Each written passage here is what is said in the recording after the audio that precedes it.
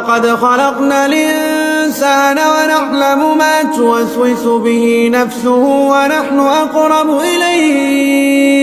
ونحن أقرب إليه من حبل الوريد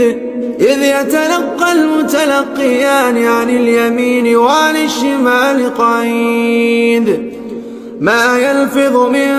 قول إلا لديه رقيب عتيد وجاءت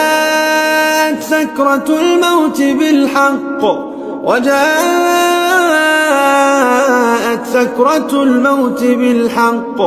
ذلك ما كنت منه تحيد ونفخ في الصور ذلك يوم الوعيد وجاءت كل نفس معها سائق وشهيد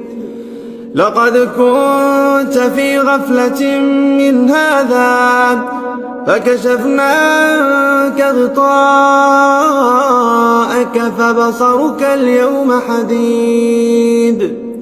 وقال قرينه هذا ما لدي عتيد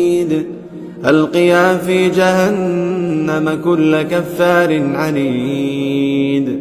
مناع للخير معتد مريب الذي جعل مع الله إلها